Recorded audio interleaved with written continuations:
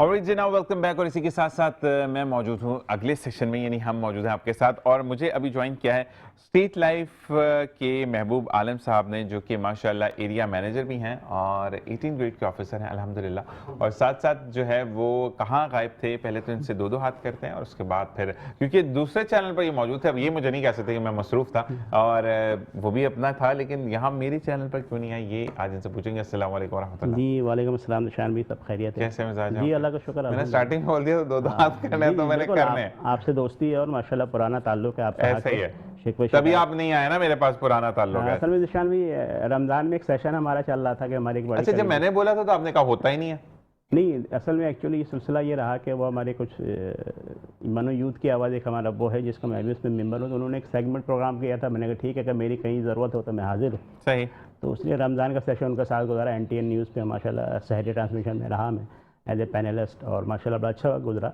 और आपकी यादें हमेशा साथ रही, आपने गाए बगाए फ़ोन भी किया, याद भी किया, लेकिन माजरत, लेकिन जैसे ही मैं फारिग हुआ पहली फुर्सत में माशाल्लाह नहीं, अब आपने हमें टाइम देना है वीकली, क्योंकि अच्छा मैं मसला ये कि देखिए अब मैं एक चीज़ कहूँगा कि जो मेरी रिक्वेस्ट होती है, मैं अक्सर शो पर आप जैसे लोगों को या इनको अपने भाई को हम इसलिए बुलवाते हैं कि जैसे अभी हमने बात की स्ट्रेट लाइफ की, स्ट्रेट लाइफ सॉरी अभी हमने बात की के इलेक्ट्रिक की, तो के इलेक्ट्रिक से हर कोई थका हुआ है, रोड से हर कोई थका हुआ है। अब ये वाली चीज़ है ना कि अगर आप ये बोलते हैं कि जैसे खालिद नूर भाई ने कहा कि हमें चीज़ों को किस अंदाज से देखना है, वैसे ही अब जो नफ्सा नफसी का दौर है, इसमें तो अपनी औलाद सगी अपनी नहीं है, तो फिर उसमें हमें अपने आप को कैसे सिक्योर करना है। क्योंकि अभी एक बात मैं आपकी बात करूं, आज आप 18 ग्रेड के हैं, कल माशाल्लाह आपके ग्रेड्स बढ़ते चले जाएंगे, लेकिन एक वक्त आएगा कि आपकी उम्र भी ढलेगी। बिल्कुल ठीक है, और वो ढलने के साथ साथ आप जब पैसा यूं करके फेंक रहे होते हैं ना लोगों पे, तो लोग वही एक्सपेक्ट कर रहे होते हैं। फिर जब कम होता है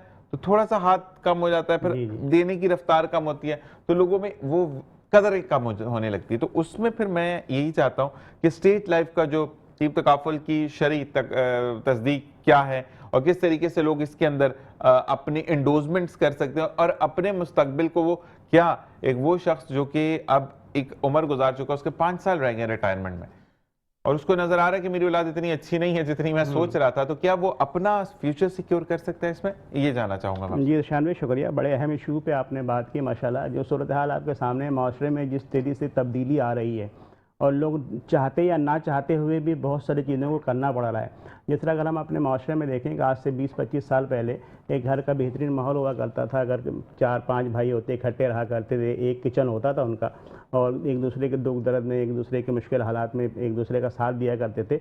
लेकिन आज जो हालात है वो यकसर मुख्तलिफ है, क्योंकि हर शख्स की ज़रूरतें इतनी ज़्यादा हो गई हैं, महंगाई की सूरत हाल इतनी ऊपर आ चुकी है कि उसके एक बंदे की इनकम में सर्वाइव करना बड़ा मुश्किल है। तो वो चाहते हुए भी अपने बच्चों के, अपने फैमिली के पूरा नहीं कर पाता, वो अपने भाई और दूसरी ज़रूरतें कैसे पूरी करे। तो इसी सूरत हाल में आप देखें, अगर 4 भाई हैं तो 4 अपने अपने फैमिली में इन्वॉल्व हैं, अपने अपनी फैमिली का पूरा नहीं कर पा रहे, इस वजह से उनके जहनी मामला जो है डिस्टर्ब हैं। तो सेकंड ये कि जिस तेज़ी से हमारी सूरत हाल चेंज हो रही है, हमारी जहनी सूरत हाल जिस तरह से हो रही है, जो महंगाई और हालात, सेहत, ये चीज़ें तब्दील हो रही हैं, तो लोग बड़े ही तनाव का शिकार हैं। ऐसी सूरत हाल में यकीनन स्ट्रीट लाइफ उन दोस्तों को, उन लोगों के लिए साथ खड़ी है, और वो ये ऑफ़र देती है कि नस्ल दर नस्ल हम आपके साथ हैं। स्ट्रीट लाइफ माशाल्लाह 1972 से गवर्नमेंट ऑफ पाकिस्तान के तहवील में माशाल्लाह काम कर रही है, और ऐसे बेशुमार हमारे फैमिलीज़ हैं जो इससे मुस्तफ़ीज़ हो चुके हैं, मुस्तफ़ीज़ हो रहे हैं। तो इसलिए मैं आपके चैनल के तवज्जो से उन दोस्तों को, उन लोगों को जो लोग अपने फैमिली से मोहब्बत करते हैं, अपने बच्चों से मोहब्बत का इजहार करते हैं, मैं उनसे गुजारिश करूँगा कि खुदारा अपने बच्चों के लिए, अपने फैमिली के लिए, अपने फ्यूचर के लिए, अपने बुढ़ापे के लिए कुछ ना कुछ सेविंग ज़रूर करें। और सेविंग एक ऐसी चीज़ है, हर बुरे वक्त में, आड़े वक्त में आपके और आपके फैमिली के साथ खड़ी होती है। ऐसे बेशुमार मिसालें हमारे सामने हैं कि जिन लोगों ने बड़े खुशहाल लाइफ गुजार रहे थे, माशाल्लाह बड़े अच्छी इनकम थी, बड़ा अच्छी स्टेटस था, लेकिन खुदा न खास्ता कोई ऐसी सूरत हाल हो गई कि मिसहैप हो गई, अल्लाह ने करे कमाने वाले की डेथ हो गई, तो उसकी फैमिली रोड पर आ गई, उसका स्टैंडर्ड ऑफ लिविंग नीचे आ गया, उसके माशी पोजीशन बहुत अबतर हो गई। लेकिन अगर स्टेट लाइफ की पॉलिसीज़ आप लोगों ने ली भी होती है, तो उस बुरे वक्त में, आड़े वक्त में ये इदारा आपके, आपके बच्चों के, आपके फैमिली के साथ खड़ा होता है, जो आपको रोड पर आने नहीं देता, जो आपको किसी के सामने हाथ फैलाने नहीं देता। उस बुरे वक्त में, उस आड़े वक्त में कोई एक खतीर रकम स्टेट लाइफ आपके बच्चों को, आपके फैमिली को देती है, ताकि इस मुश्किल हालात में वो इदारा आपके साथ खड़े होकर आपकी लाइफ के जो मुश्किल हालात हैं वो आसानी से पूरी कर सकें। तो मैं जिन दोस्तों की उम्र स्पेशली 30-35 साल है, तो उनके पास 20 ईयर्स हैं कि 50 के बाद ऑटोमेटिकली इंसान की सेहत और इनकम और एक्टिविटी डाउन होती है। तो ये बेहतरीन प्लान वो अपने बच्चों के लिए, अपने फैमिली के लिए लें, ताकि खुदा न खास्ता फ्यूचर में कोई मिसहैप हो जाती है तो कॉर्पोरेशन को इदारा आपके बुरे वक्त में आपके साथ खड़ी हो। महबूब आलम भाई, मैं यहाँ पर एक चीज़ की नफ़ी करके आपसे पूछना चाहूँगा। मैं बच्चों को निकाल रहा हूँ, बच्चों के लिए तो आपके भी बच्चे हैं, आपके भी घर में बेगम है, आपके भी घर में, आप सबके लिए सोचते हैं। आपके और आपकी बीवी के लिए आपके बच्चे नहीं सोचेंगे। आपके एक बच्चा है या आपके 50 बच्चे हैं, मैं मिसाल दे रहा हूँ, सीरियस नहीं हो जाएगा कोई। 50 बच्चे हैं, वो 50 के लिए तो एक वाहिद कफील आप हैं, लेकिन वो 50 बच्चों के पास आपके लिए वक्त नहीं है, आपके लिए पैसा नहीं है, ठीक है ना।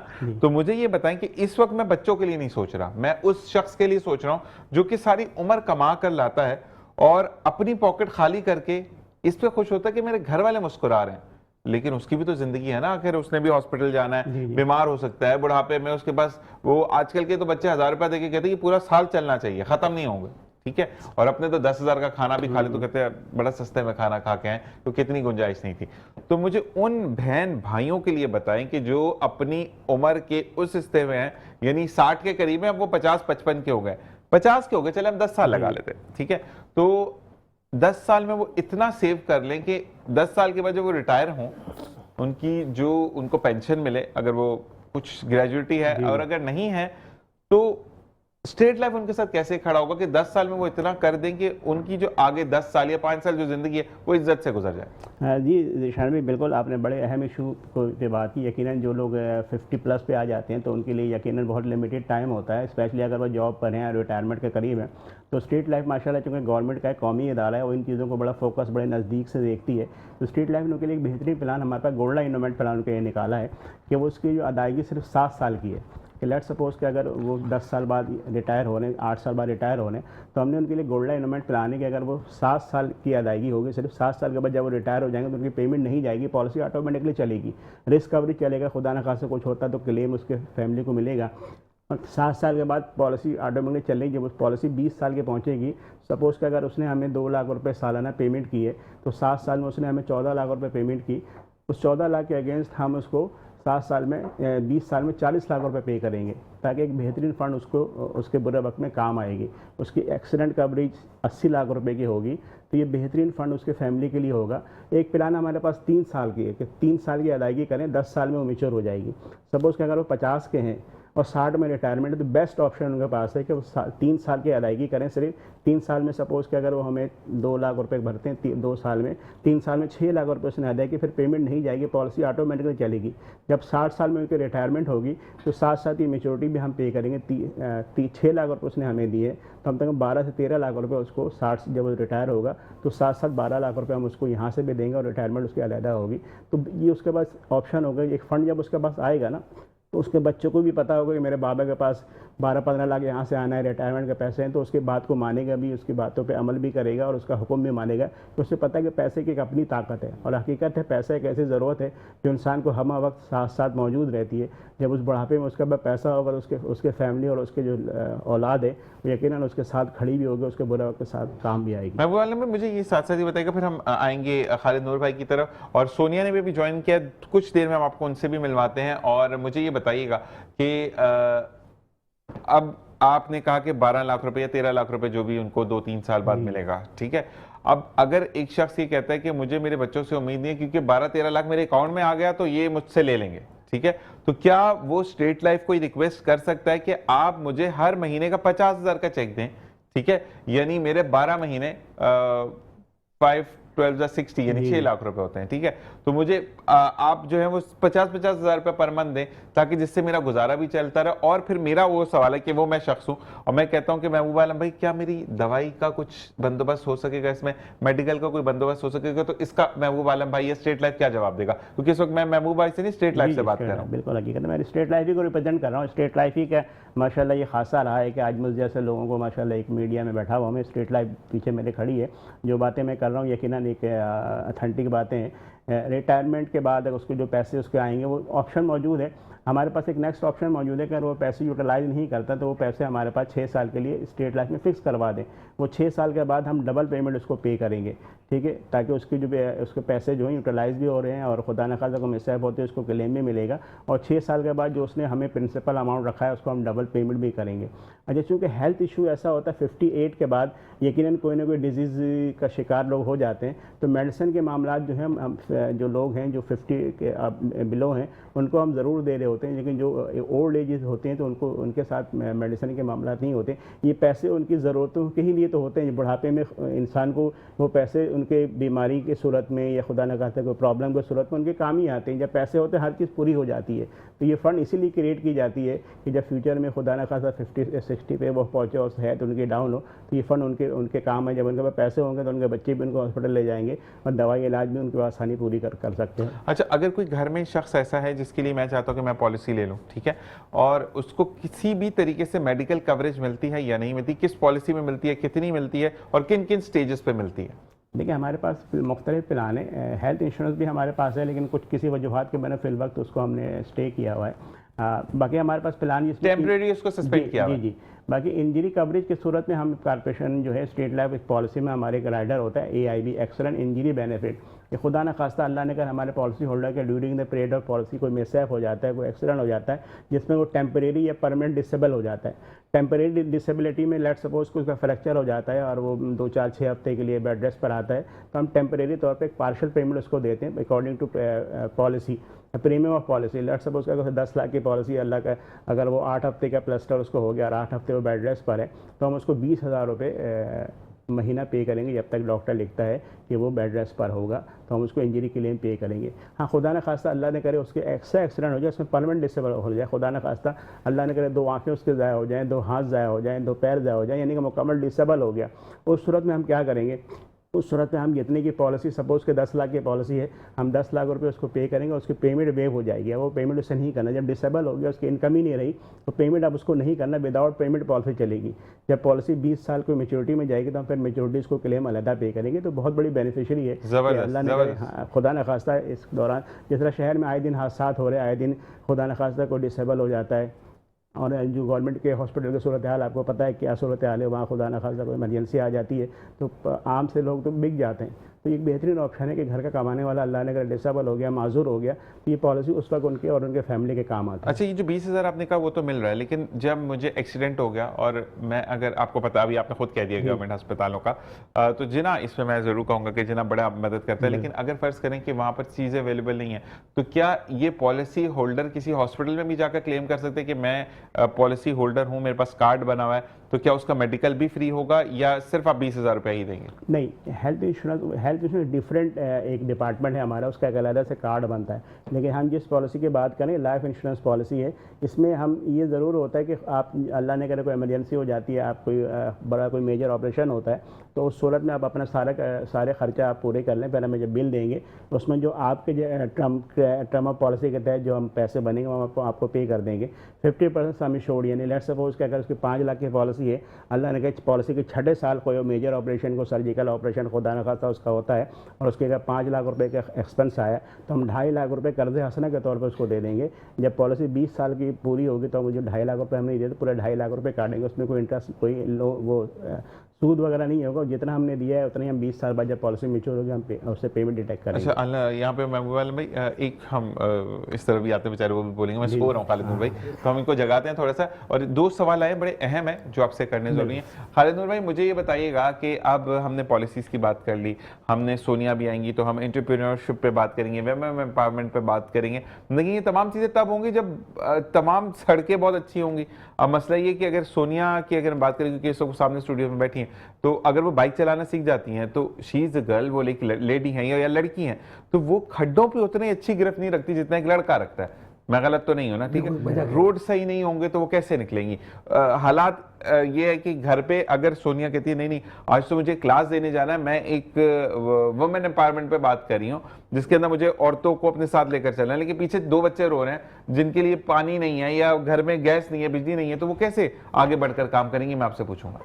बिल्कुल, ये निशान भाई बल्दियाती कवानीन के तहत रूट्स वगैरह के जो काम हैं वो प्रॉपर होना चाहिए। इसके लिए तो हमेशा आवाज़ तमाम लोग उठाते भी हैं। अब अगर हमारी ख़वातीन इस माशरे का अहम हिस्सा है, जाहिर सी बात है ज़रूरियात ज़िंदगी में वो अगर ज़रिए माश के लिए भी निकलती हैं तो कोई बुरी बात नहीं है, और ख़वातीन हमसे ज़्यादा बेहतर काम कर सकती हैं। और अगर बाइकिया भी के हवाले से एक स्कूटी ख़वातीन चला रही है और रियासती इदारे हुकूमती लेवल पर उनको प्रोवाइड भी किया जा रहा है, तो हमें अप्रिशिएट भी करना चाहिए और ख़वातीन को बिल्कुल हमें सपोर्ट करना चाहिए हर मामले में। लेकिन अगर हम नहीं करेंगे तो ये हमारे लिए ख़राबी होगी। तो इसीलिए कहते हैं कि ख्वाह वो मर्द हो और ख़वातीन हो। लेकिन आपकी बात से मैं इत्तेफाक करूँगा कि एक लेडीज़ के लिए गुज़रगाह बेहतर होनी चाहिए। मर्द तो बेचारा सफ़र कर ही लेता है।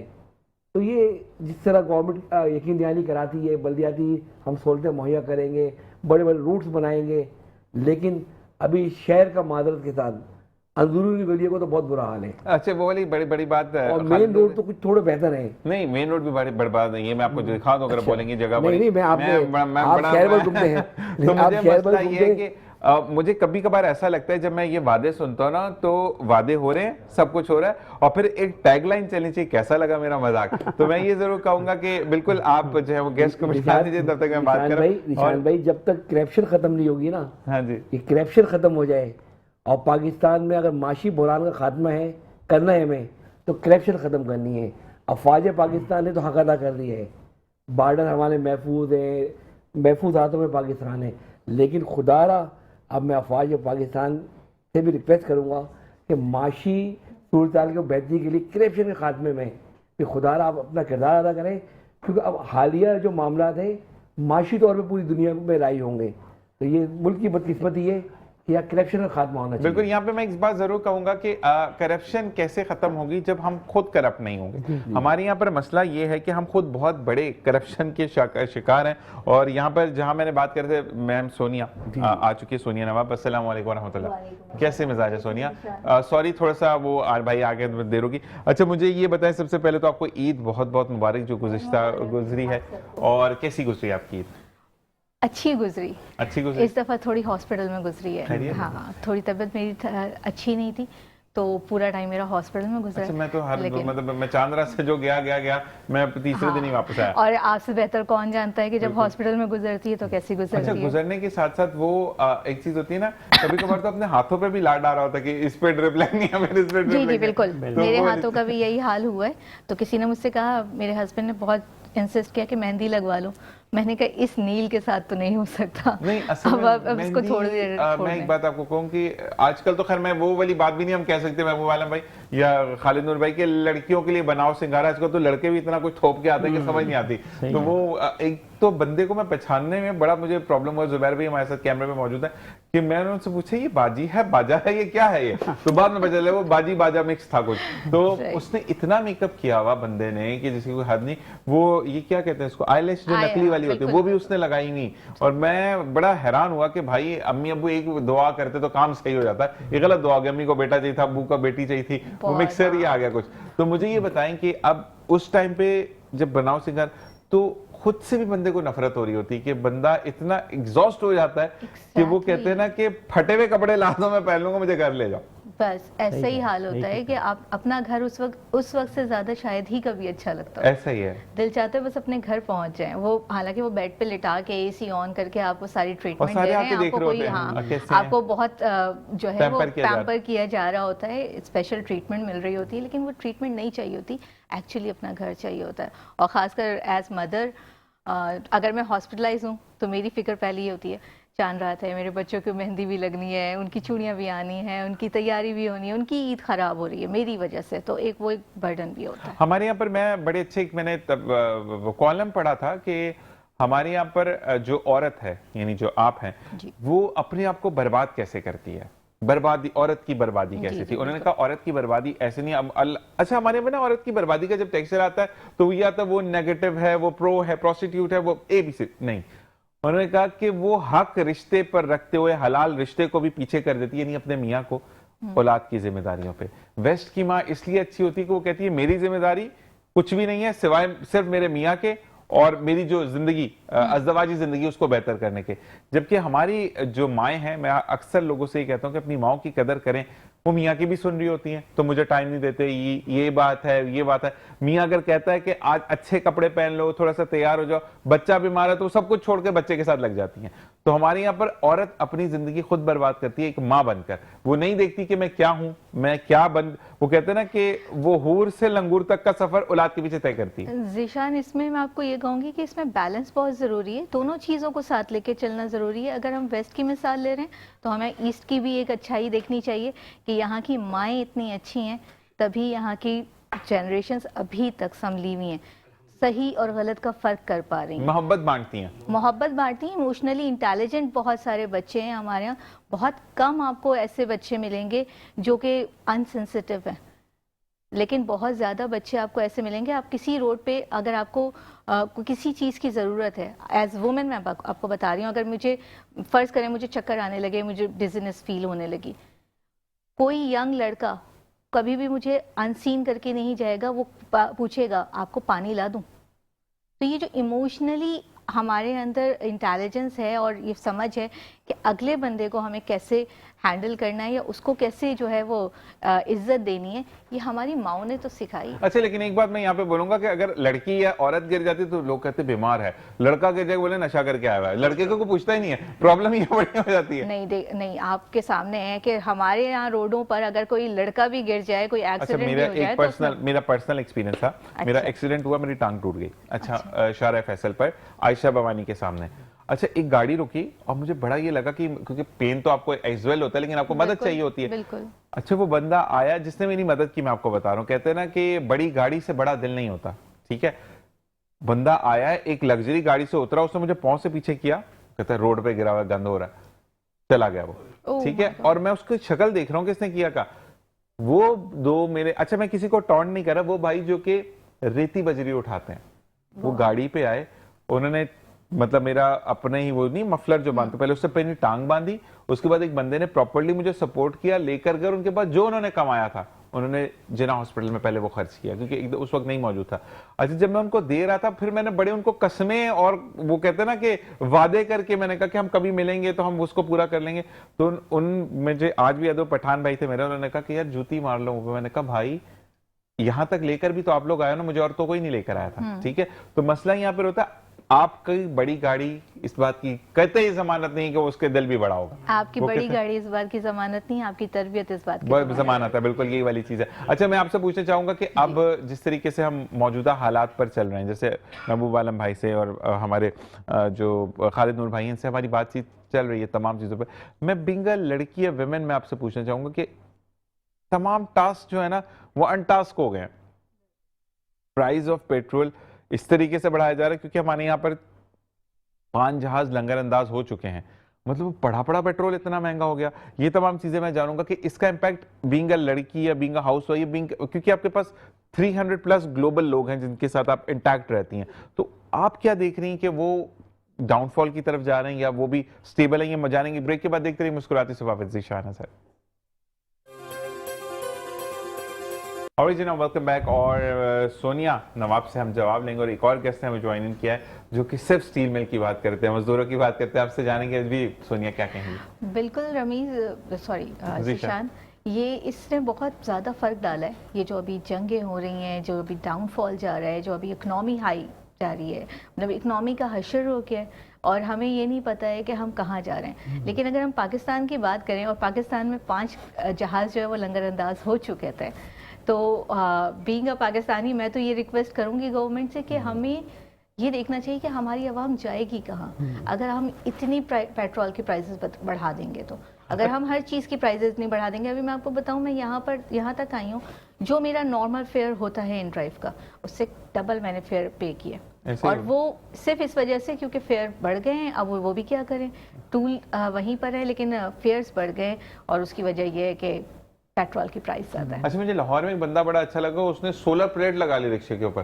वो पंखा भी लगा के दिया उसने अपने ये हम बड़ी इनोवेटिव कौम है, हम अपने कोई ना कोई रास्ते और जुगाड़ निकाल लेते, लेकिन गवर्नमेंट को ये समझने की जरूरत है कि जुगाड़ उनको भी निकालने हैं। असल जुगाड़ उन्होंने निकालने, हमें नहीं निकालने। हमें जो है हमें पॉलिसीज ऐसी मिलनी चाहिए, हमें हुक्मरान ऐसे मिलने चाहिए, हमें लोग ऐसे मिलने चाहिए जो हमारे लिए काम करें। हम अपने लिए तो काम कर ही रहे हैं। अच्छा, मैंने ना एक बड़ी फनी बात है, पता नहीं आप लोगों को हंसी आया ना, लेकिन मुझे थोड़ा सा लगा फनी। मुझे एक मैसेज आया फेसबुक पे ना, अच्छा वो रमेश बंगाली भाई कि मैंने प्रोग्राम देखा होगा उन्होंने, कोई मतलब वो फेसबुक पे हम पोस्ट करता है, उससे वो कोई बंगाली भाई थे ना, तो उन्होंने मुझे मैसेज किया, मुझे कहते हैं कि मैंने देखा तुम शक्ल से बड़े परेशान हो, तो मैं तुम्हें मदद करूंगा, मेरे पास पता नहीं खलाई मखलूके भी हैं, ये है वो है, तो क्या तुम चाहते हो? तो मैंने कहा मुझे ऐसा तावीज दें कि गाड़ी भी आ जाए, पेट्रोल उसमें भरा रहे, कभी खत्म ना हो। उसको उन्होंने ब्लॉक ही कर दिया। हम आते हैं जफर भाई की। उन्होंने आपको महबूब कदमों में डालने के लिए फोन किया होगा, आपने ये मान लिया। अस्सलाम वालेकुम जफर भाई, ईद मुबारक। गुज़श्ता कैसे हैं आप? देखिए ईद पे नहीं आना, ईद ही बचाइए हमें। आप पास कर ले माइक को। जी जी जी, कितनी बुरी बात है, ईद ही बच गई आपकी। अब बच गई? नहीं, मैं छोड़ूंगा आपको, ये आपको लगता है वैसे?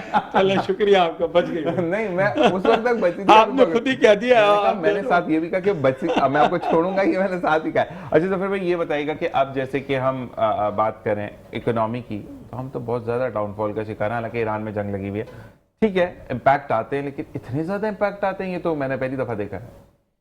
बिस्मिल्लाहिर्रहमानिर्रहीम। देखिए, मैं तो बात यहाँ से शुरू करूँगा कि ये जंग जो अमेरिका बहादुर ने शुरू की, और इसलिए शुरू की थी कि तंजानिया की तरह हम शायद चंद घंटों में या चंद दिनों में जो है वो हम यहाँ पर भी कब्ज़ा कर लेंगे और रिजीम चेंज कर देंगे, लेकिन उनके अंदाजे सारे गलत साबित हुए। और अमेरिका ने इसराइली लॉबी और इसराइल के कहने पर जो जंग शुरू की है, अब उसको भी अंदाज़ा हो गया है कि उससे बहुत बड़ी गलती हो गई। आबनाए हुर्मत जो है वो गले की हड्डी बन गया है। ऐसा ही है पूरे, यानी समझ लें कि पूरी दुनिया के लिए और पूरी दुनिया की मईशत के लिए। जरूर भाई यहाँ पे ब्रेक का कहा जा रहा है, ब्रेक पर जाएंगे, लेकिन मैं एक बात जरूर कहूंगा कि जो जज्बे ईरानियों के अज़म मजबूत है ना, तो उसने घुटने टेकने में मजबूर कर दिया। एक छोटा सा ब्रेक, देखते रहिए मुस्कुराती से वापस ज़ीशान हसन। ऑलराइट जनाब, वेलकम बैक। और जफर भाई वहीं से सिलसिला जोड़ेंगे क्योंकि कुछ चीजें हमें ऑन एयर करनी होती हैं। जी क्या कहेंगे?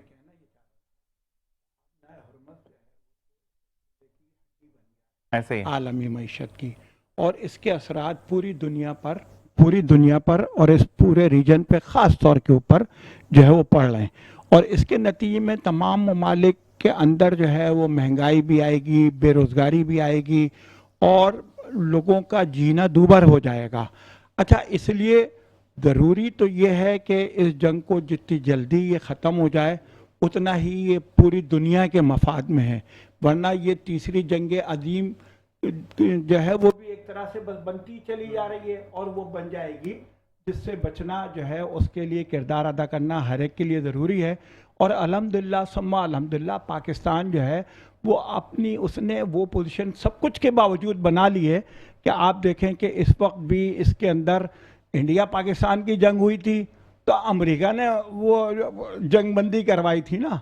अब जो है वो अमेरिका को ज़रूरत है तो वो पाकिस्तान के ज़रिए से ही, बराह रास्त तो मुज़ाकरात नहीं हो रहे ईरान के और अमेरिका के, जो बिल वास्ता मुज़ाकरात हो रहे हैं वो थ्रू पाकिस्तान हो रहे हैं। और कहा यह जा रहा है कि इस्लामाबाद के अंदर जो है वो नशिस्त जो है वो होगी और जल्द होने वाली है, और अल्लाह करे इसके अंदर कामयाबी हो, इसके अंदर हमारे मुल्क का भी जो है वो वक़ार बुलंद होगा और इसके नतीजे में पूरे इस रीजन में और तमाम मुस्लिम कंट्रीज़ जिस आजमाइश से दोचार हैं उससे भी इन्हें बचने का मौका मिलेगा।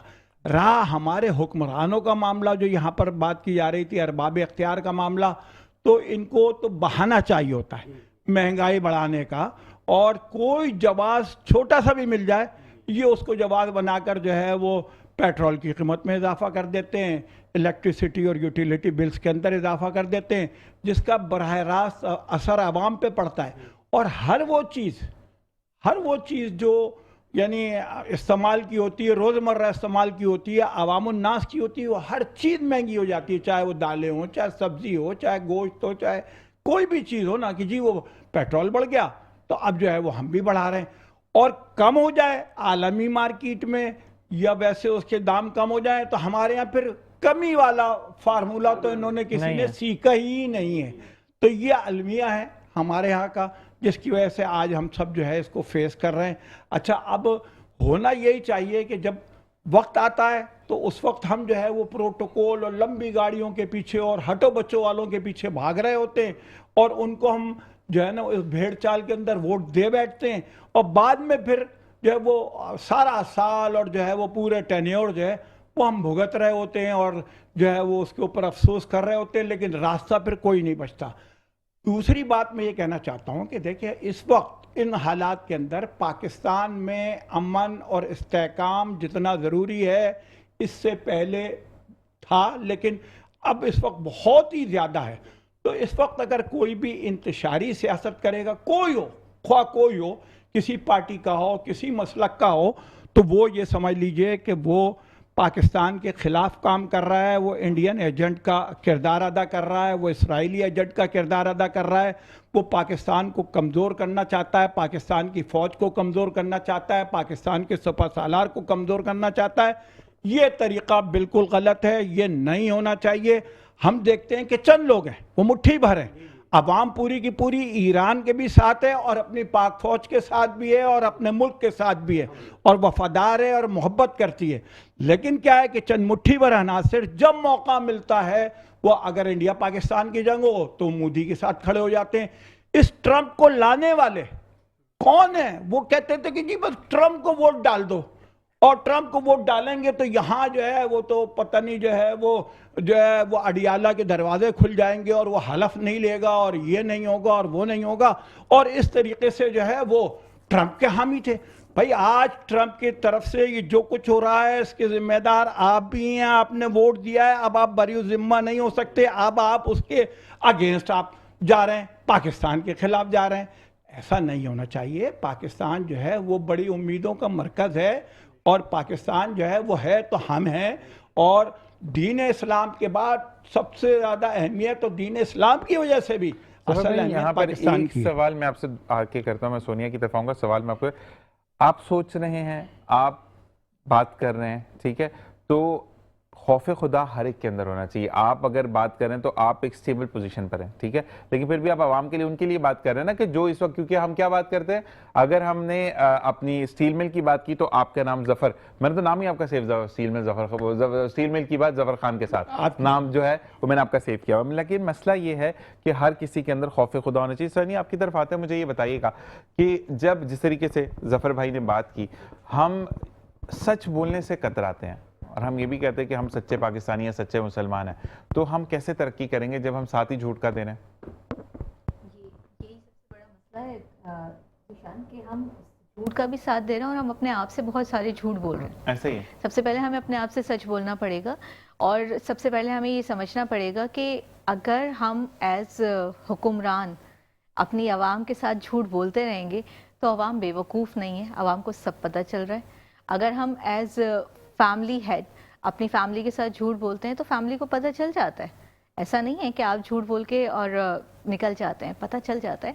तो बेहतर ये है कि एज हुक्मरान आप भी अपनी बातें हमसे सच बोलें और हमसे भी तवक्को रखें कि फिर हम आपको रिटर्न में सच उसका रिस्पॉन्स। और अगर हज़रत अली रज़ी अल्लाह तआला अन्हु को जब एक महफिल में आपको कहा गया कि आप इस जितनी भी इस वक्त लोग बैठे इसके अमीर हैं, यानी you are the president of that people, those who are in this महफिल, तो कहते हैं कि लिखने वालों ने लिखा कि आपको कांपते हुए लोगों ने देखा। बिल्कुल। तो फिर पूछा गया कि वजह क्या बनी हजरत अली से, तो उन्होंने कहा कि मुझे खौफ है उस खुदा का कि कहीं मैं नाइंसाफी किसी एक के साथ कर गया तो बख्शिश नहीं होगी। बिल्कुल। वो हजरत अली जिनको इल्म का दरवाजा कहा जाता है, और वो ये बात कर रहे हैं जो महबूब खुदा भी हैं और उसके बाद जो है शेर खुदा भी हैं, हैदर करार भी हैं, वो ये कह रहे हैं। चारों खुलफाए राशिदीन का ये सबसे बड़ा और सबसे खास वस्त था कि वो खौफ खुदा रखते थे। हज़रत उमर रज़ी अल्लाह ताला अन्हु का भी आपने किस्सा सुना होगा कि जब उन्होंने कहा कि नील के दरिया के किनारे अगर एक कुत्ता भी भूख से या प्यास से मर गया तो उसका जिम्मेदार उमर होगा। तो ये बहुत इम्पॉर्टेंट है कि हम इस बात को समझें कि चाहे हज़रत अली हो, चाहे हज़रत उमर हो, चाहे हज़रत उस्मान रज़ी अल्लाह ताला अन्हु हो, चाहे हज़रत अबू बकर रज़ी अल्लाह ताला अन्हु हो, सदीक रज़ी अल्लाह ताला, बिल्कुल, ये तमाम जितने सहाबा थे, जितने खुलफाए राशिदीन थे, इन्होंने जो हुक्मरानी की, अगर हम सिर्फ उसको ही अपनी करिकुलम का हिस्सा बना लें और हमारे हुक्मरान हल्फ उठाने से पहले सिर्फ वो पढ़ लें और उस पर अमल कर लें, तो मैं कहती हूँ कि हम बहुत आगे चले जाएंगे, हम बहुत तरक्की कर जाएंगे। अभी मिडिल ईस्ट की आप हालत देखें, इतने सारे मुसलमान, इतने सारे मुस्लिम ममालिक सबसे ख़ास पोजीशन पे, सबसे अच्छी रीजन में बैठे हुए, जिनके पास एनर्जीज़ और जिनके पास ऑयल की और किसी और चीज़ की कमी नहीं है, जिनकी एनर्जीज़ को जो है वेस्ट करने से पूरी दुनिया की ग्लोबल इकोनॉमी को फ़र्क पड़ रहा है, वो सब कहाँ थे जब गज़ा पे हमला हो रहा था? वो सब कहाँ होते हैं? लोग कहते हैं कि ईरान जो है वो मुस्लिम ममालिक पे हमला कर रहा है।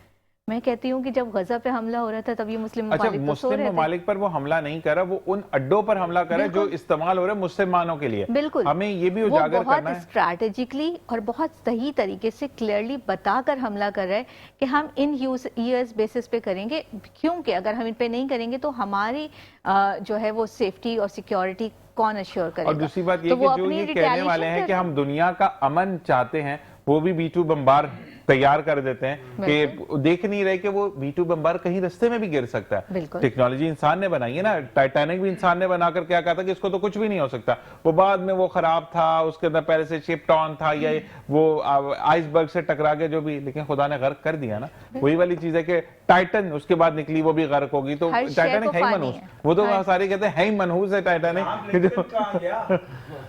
कोई उसका अता पता है? बिल्कुल ऐसे ही है कि अल्लाह तबारक व तआला की जो चीजें, भाई क्या कहाँ है? वो कहाँ छुप गया जाकर जो आ रहा था। अच्छा जी, आपने माइक पे बात की। अच्छा जी आलम साहब, मुझे ये बताइएगा कि हम इन तमाम महंगाइयों के बारे में एक मुझे पॉलिसी बता दें जो सबसे सस्ती और सबके लिए हो। देखिए, बचत हर दौर में हर किसी की ज़रूरत रही है, लेकिन बचत के बहुत सारे ज़राए, हम जितने भी मुश्किल हालात हो, लेकिन बचत के ज़रिए हम मरीज फ्लैट सपोज घरों में लोग BC लगाते हैं कि जितने भी उसकी इनकम है सबसे पहले वो BC अलहदा करते हैं, इसीलिए कि इसी बहाने पैसे बच जाते हैं, कल बुरे वक्त में काम आते हैं। तो स्टेट लाइफ की पॉलिसीज़ भी, चूँकि गवर्नमेंट ऑफ पाकिस्तान का ये इदारा है, वो गवर्नमेंट ऑफ पाकिस्तान ये इदारा भी चाहता है कि हमारी जो कौम है उनके लिए बेहतरीन से बेहतरीन प्लान, उनके लिए किफ़ायत वाली प्लान मुस्तकिल बुनियादों पर रखा जाए। तो स्टेट लाइफ बहुत आसानी से, एंडोमेंट प्लान हमारा सबसे बेसिक प्लान है जो मिनिमम 1000 रुपये महीने से शुरू होता है, 12,000 रुपये सालाना हम पेमेंट करते हैं। अगर सपोज़ कि किसी की बच्ची अगर 2 साल की है, अगर वो 12,000 रुपये हमें साल की पेमेंट करता है, 20 साल में हमें 2,40,000 रुपये वो पे करता है। जब बच्ची 20 साल की होगी तो हम 10 लाख रुपए की खातिर रकम उसको पेमेंट करेंगे, जो कि यकीनन इतनी ज़्यादा तो नहीं होगी अगले 20 सालों में, लेकिन कुछ ज़रूरत ज़रूर उस गरीब आदमी की पूरी हो जाएगी। इसी तरह मुख्तलिफ बचत प्लान। अच्छा, एक सवाल आपके लिए है क्योंकि हमारे पास 2 मिनट मौजूद है। ये कहा गया कि देखिए, अगर एक डबल वाली जो आपकी पॉलिसी है, वो कोई शख्स अगर अपने रिश्तेदारों से मांगता है कि मुझे 1 करोड़ रुपया दे दो, मैं तुम्हें 6 महीने के बाद उसको वापस कर दूंगा, ये 6 साल के बाद मैं तुम्हें वापस कर दूंगा, और लोग मान भी जाते हैं और अकाउंट में पैसे भेजते, सबसे पहले FBI और FIA आ जाती है कि पैसा क्यों आया और कहां से आया। तो इससे बचने के लिए क्या जो आपकी स्टेट लाइफ है वो डायरेक्ट अकाउंट में फंडिंग करवाती है कि उससे अगर हम बच सके? स्टेट लाइफ की जितनी भी पॉलिसी है, सबसे बड़ी जो बेनिफिट है कि ये हर किसी टैक्स से मुस्तस्ना है। इसमें 1 रुपये का भी टैक्स स्टेट लाइफ में आपको देने की ज़रूरत नहीं है। जो रकम आपकी मेच्योरिटी की जाती है 100% वो आपके अकाउंट में पूरी जाती है, इसमें 1 रुपये का टैक्स नहीं है। ज़कात का एक फॉर्म होता है जो हम डिक्लेरेशन का फॉर्म 300, 400, 500 रुपये का होता है, वो फॉर्म में लग जाता है। वो ज़कात भी स्टेट लाइफ नहीं काटती, वो पूरे का पैसा आपके फ़ंड में जमा कराती है और पूरी डिक्लेरेशन देती है, पूरे डॉक्यूमेंट्स देती है। गवर्नमेंट ऑफ पाकिस्तान FBI की सारी चीज़ें उसमें मौजूद होती हैं। एक जेन्युइन पैसा जो आपने गवर्नमेंट के इदारे में इन्वेस्ट किया, गवर्नमेंट ने उसका रिटर्न आपको दिया है, इसमें 1 रुपये के आपको। लेकिन ये डायरेक्ट इन्वेस्टमेंट जो है वो स्टेट लाइफ के अकाउंट में हो सकती है, क्योंकि अगर मैं अपने, सोनिया ने कहा कि नहीं ज़ीशान आपकी तबीयत सही नहीं, मैं आपको फंड कर देती हूँ, मुझे अल्लाह ने बहुत दिया, अब सोनिया ने मुझे भेजा, तो मैं जब तक FBI और FIA से निकलूंगा तब तक तो बुढ़ा हो चुका हूँ। निशान भी ऐसा बिल्कुल भी नहीं है हमारे पास। अभी हमने लास्ट ईयर भी एक पॉलिसी बनाई 30 करोड़ रुपए की, 50 करोड़ रुपए के भी झंग जोन में हमारी पॉलिसी बनी है जो 6 साल के लिए फिक्स है। 6 साल के बाद, क्योंकि टर्म एंड कंडीशन सारी डिटेल गवर्नमेंट के पास मौजूद है, लेकिन इसमें 1 रुपये के इनकम टैक्स ना कटता है, ना FBI के कोई इशू आता है, क्योंकि सारे सर्टिफिकेट हम देते हैं गवर्नमेंट ऑफ पाकिस्तान की, तो इसमें 1 रुपये भी आपकी डिडक्शन नहीं होगी। सबसे बड़ी जो मेन चीज़ है कि सब लोग घबराते हैं, परेशान होते हैं। स्टेट लाइफ की जितनी भी पॉलिसी है ये 1972 के दफ़ा 1972 के आइन में शामिल है। इसमें 1 रुपये के भी आपको टैक्स वगैरह नहीं करता, इसलिए लोग आसानी से यहाँ पे इन्वेस्टमेंट करते हैं और बआसानी उनके पैसे उनके अकाउंट में आते हैं। FBR की डिटेल सारी चीज़ें मौजूद होती है, तो इसमें कोई इशू नहीं है। कॉर्पोरेशन हर वक्त आपके लिए तैयार है और कोई प्रॉब्लम, क्योंकि स्टेट लाइफ 53-54 साल चल रही है, बेशुमार लोगों ने ये पैसे लिए हैं। अगर किसी के साथ कोई मामला होता है तो यकीनन कहीं ना कहीं इशू होता है। डिजिटलाइज दुनिया चल रही है, सोशल मीडिया का दौर है, अगर कोई मिसहैप कोई प्रॉब्लम किसी के साथ हो तो हर चीज़ वो सोशल मीडिया में ज़रूर डालते हैं, लेकिन ऐसा कोई सिलसिला अब तक हमारे बिल्कुल यहाँ पे ये है और वक्त भी खत्म हो जाता है। एक चीज़ जो मुझे सवाल मैं कोशिश करूंगा कि इसको हम रेक्टिफाइड भी करें कि अब एक नई पॉलिसी जो टर्म इंट्रोड्यूस करवाई है कि अगर आप 2 लाख रुपए किसी को ऑनलाइन भेजते हैं तो भी FBR का आपको नोटिस आ जाएगा। इस बारे में कितनी सदाकत है, कितनी चीजें नहीं है, जानने की पूरी मैं कोशिश करूंगा कि मैं आपकी इन चीजों को सॉल्व करूं, क्योंकि बेसिकली हमारे मॉर्निंग शो का मकसद यही है कि आपकी रहनुमाई करना। सोनिया, हमने आपसे भी एक रिक्वेस्ट की कि हम उन चीज़ें को एंटरप्रेन्योरशिप को लेकर चलेंगे। आपसे भी मेरी रिक्वेस्ट होगी कि आप जो हैं वो इस तरीके से हमारे साथ रहें हफ्ते में 1 दिन, ताकि हम लोगों को बेहतर से बेहतरीन करें। और मेरी सिंपल एक बात कि बुढ़ापे में आपका कोई नहीं होता सिवाय आपके। अगर आपका घर है तो आपका बेटा है, वरना अपना बेटा भी अपना बेटा नहीं रहता। तो ये चीज़, खालिद नूर भाई आपका बहुत बहुत शुक्रिया, जफर भाई आपका बहुत शुक्रिया। और क्योंकि आप लेट आए हैं तो मुझे ये ज़रूर कहना है कि वक्त पे आ जाया करें, तो हम जो है ना वो आड़े तिरछे होकर अच्छे बदले ले लेते हैं। और मैं एक बात आपके लिए कहूँगा कि लास्ट प्रोग्राम जो रमज़ान में हुआ था उसमें आपने 2-3 बातें जो कही थी वो ये था कि लोगों ने कहा कि चलें हमारे पास तो ज़ुबान नहीं, लेकिन जफ़र भाई बोल देते हैं कि ना ही हमारे पास इतनी ताकत है। तो जब आप आवाम की आवाज़ बनते हैं तो टाइम की भी पाबंदी करना पे बनता है। तो अगली दफ़ा हम आपको जो है वो फिर टैक्स लगा देंगे आप पे भी, जब अगर आप लेट आए। और इस दिन हम यहाँ पे वक्त खत्म हो जाता है। बहुत बहुत शुक्रिया आप चारों का ज्वाइन करने का। और मैं ज़रूर ये कहता हूँ कि जब अच्छे दोस्त मिलते हैं, जैसे मैंने महबूब आलम भाई के लिए कहा कि मैं इनसे 2-2 हाथ करूंगा, तो जहां पर आप मोहब्बत देते हैं वहीं पर 2-2 हाथ होते हैं। वरना अगर ये नहीं पूछे ब्लॉक कर दे तो मैं कहाँ इनसे मैसेज पे बात कर सकता हूँ। जफर भाई हो गए, आप हो गए, या हमारे सोनिया हो गई, खालिद नूर भाई हो गए, ये वो लोग हैं, तमाम जितना भी पैनल पूरे हफ्ते में आप देखते हैं वो लोग हैं जो कि वाकई में मोहब्बत देते हैं।